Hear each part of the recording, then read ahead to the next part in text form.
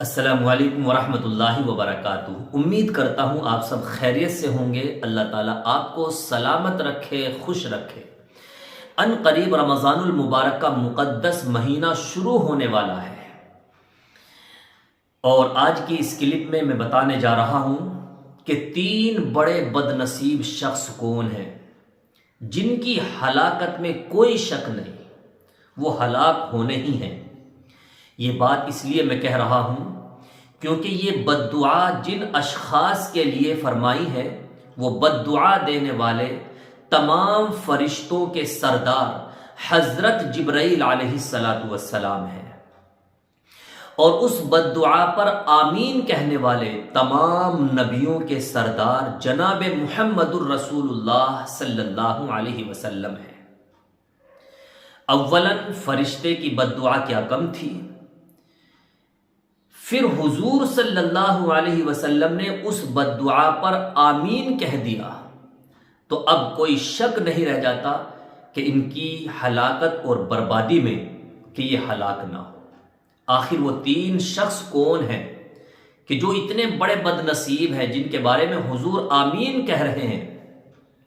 گویا آمین کہہ کر کے اس بد دعا کو اور مضبوط بنا دیا کہ اب کوئی شک نہیں رہ جاتا۔ تو حضور اکرم صلی اللہ علیہ وسلم کی حدیث میں آپ کو سنانے جا رہا ہوں۔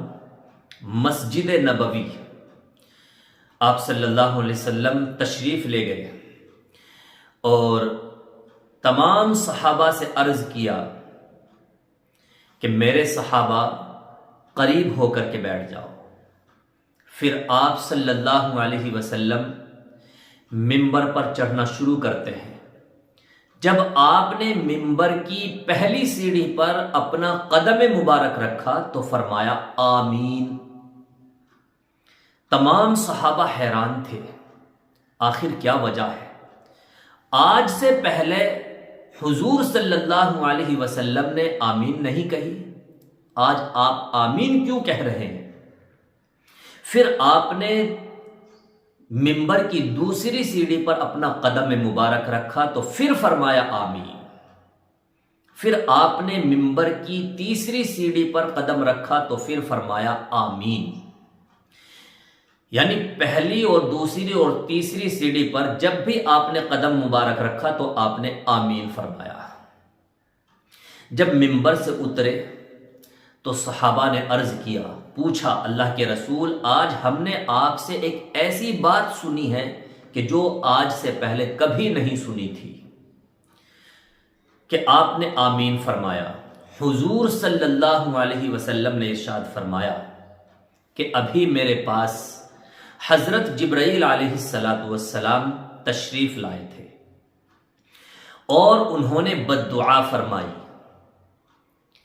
بد دعا یہ تھی کہ ہلاک ہو جائے، برباد ہو جائے وہ شخص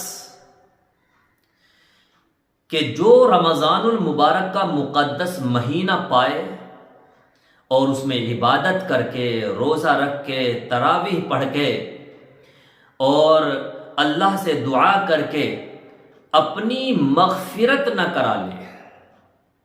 تو میں نے اس بد دعا پر کہا آمین۔ اب ہم دیکھیں کہ ہم روزوں کی کتنی پابندیاں کر رہے ہیں، رمضان کا کتنا اہتمام کر رہے ہیں، رمضان کا مبارک مہینہ پانے کے باوجود بھی ہماری کتنی زیادہ غفلت رہتی ہے۔ اللہ ہم سب کی حفاظت فرمائے اور رمضان المبارک کے مہینے کی خوب قدر دانی کی توفیق نصیب فرمائے اور خوب عبادت کرنے کی توفیق نصیب فرمائے تاکہ ہماری بخشش اور مغفرت ہو جائے۔ پھر آپ صلی اللہ علیہ وسلم نے ارشاد فرمایا کہ جب میں نے دوسری سیڑھی پر اپنا قدم رکھا تو حضرت جبرائیل علیہ السلام نے بد دعا فرمائی۔ وہ بد دعا یہ تھی کہ ہلاک ہو جائے، برباد ہو جائے وہ شخص جس کے سامنے آپ کا مبارک نام لیا جائے اور وہ آپ پر درود نہ بھیجے۔ بتائیے، تو اس پر بھی آپ صلی اللہ علیہ وسلم نے آمین فرمایا۔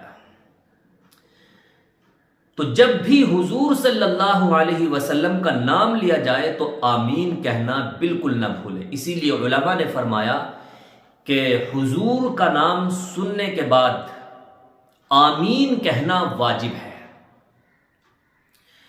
اور تیسری سیڑھی پر جب آپ نے اپنا قدم مبارک رکھا تو یہ بد دعا فرمائی کہ ہلاک ہو جائے، برباد ہو جائے وہ شخص جس کے سامنے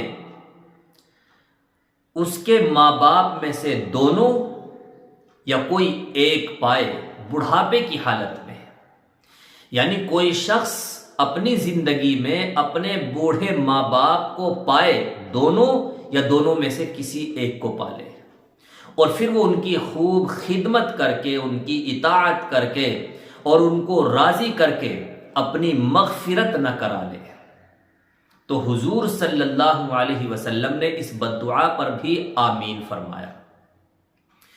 تو اس سے اندازہ کیجئے کہ جب حضور صلی اللہ علیہ وسلم نے ایسے 3 لوگوں کے لیے بد دعا پر آمین کہہ دیا تو پھر ہلاکت اور بربادی میں کوئی شک نہیں رہ جاتا، گنجائش نہیں رہ جاتی۔